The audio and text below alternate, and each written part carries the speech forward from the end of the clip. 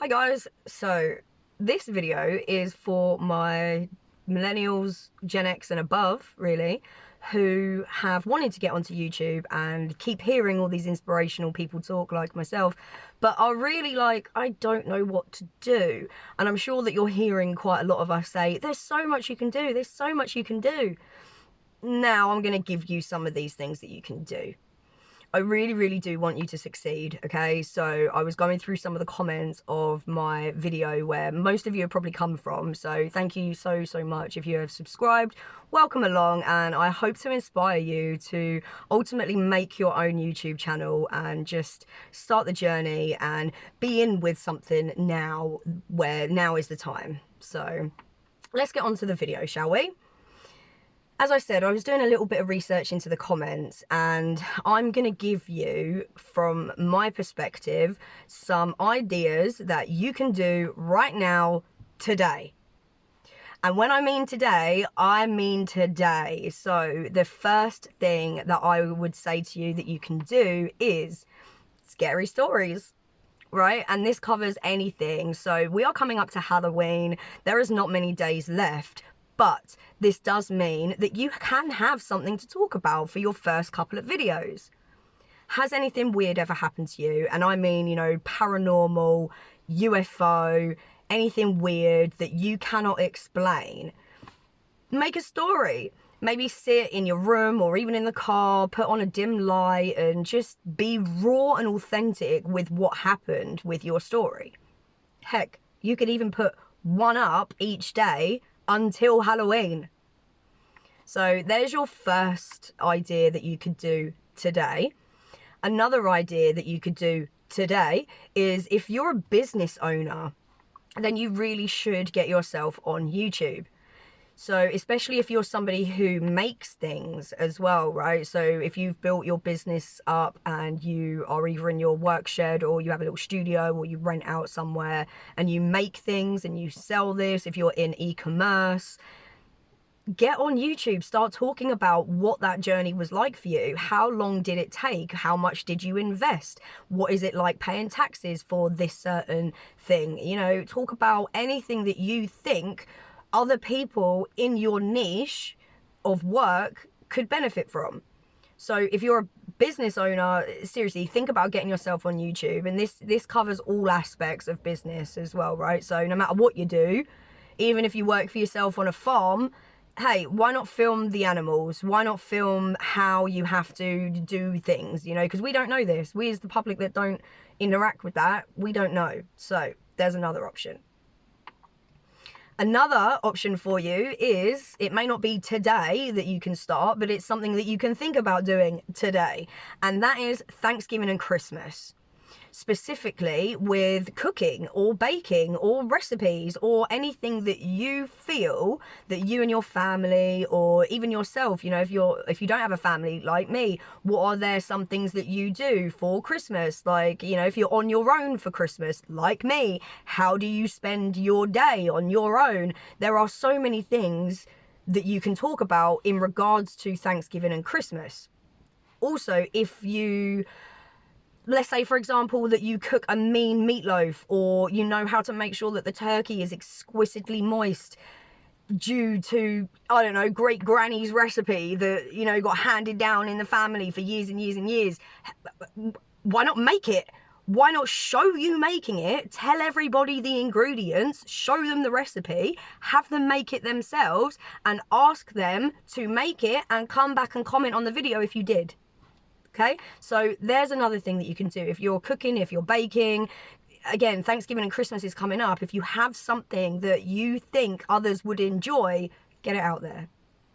Okay, so another thing that my millennials and Gen X and above can talk about is demographic, right? So you want to appeal to a larger, broader demographic, and how you can do that is talking about maybe tricks, trades that you've learned in your job, or things that you have learned as you've got older and they've, you know, you've taken a different look on life now, especially when it comes to work. So people nowadays, the younger generation, they're really not afraid of just quitting their job and finding another job.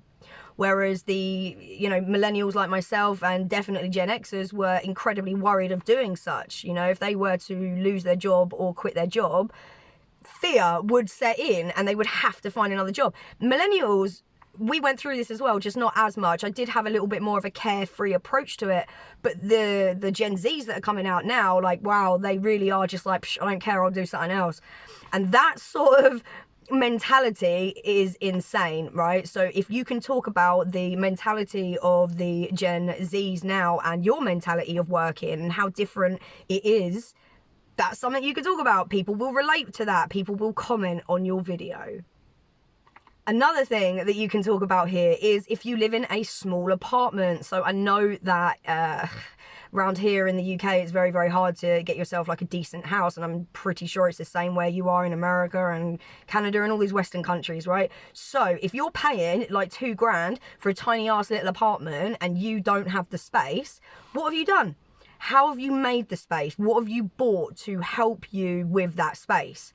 Right, so prime example, I will throw up a picture when I finish talking about it, but basically when I moved into my little place, my kitchen didn't have many drawers whatsoever, and I don't have space for a cutlery drawer.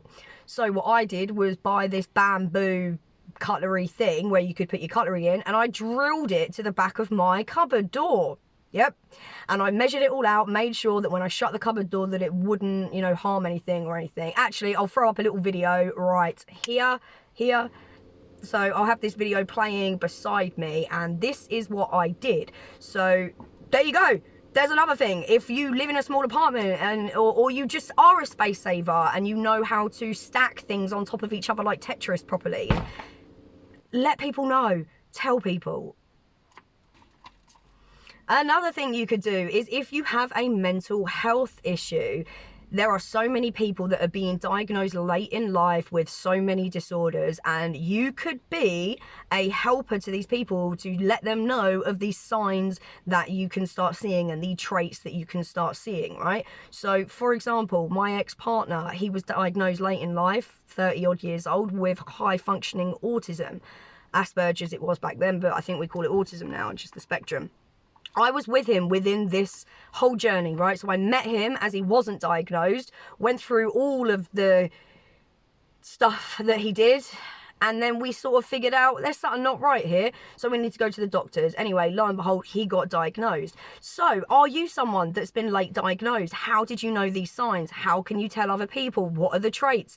What made you decide to go and get help from the doctors? Where was the change? Why did you go from everything's fine in my life for 30, 40 years until no, it's not, let me get diagnosed if there's something wrong?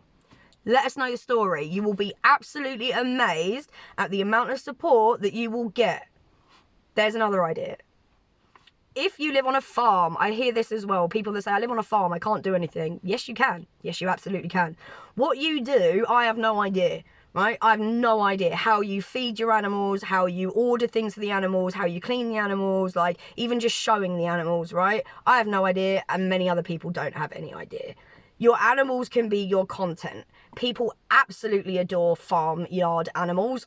I know I do, so I know that lots and lots of other people do too. So if you think you've not got any content because you live on a farm and your life is quote unquote boring, you are so wrong. You are so wrong. Get filming. Do your animals do something weird? I owned chickens and they are incredibly weird animals, and I love them. If you know, you know. They used to come into the back door and eat the dog food. Not even joking. They'd come in and then they're eating my dog food. Not mine, but eating my dog's dog food, right? Absolutely incredible little animals they are. So can you film these things that your animals do? Like, there you go. There's another idea. And the last idea that I'm going to give you is probably controversial to some people, but I don't want you to take it this way, all right? I really don't. All I want you to do is take out anything that's surrounded by it and just capitalize on the fact that it's happening right now. And that is the election.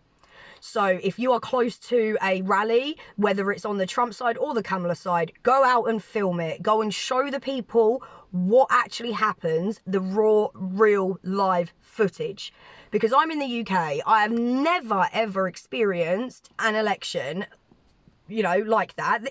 I can imagine it's incredible. Like, do you know what I mean? The amount of patriotism and everything is just insane. So all I see is what people put out on TV, and it definitely ain't the media, mainstream media. I do not watch the news, and I'm pretty sure most of you don't watch the news either.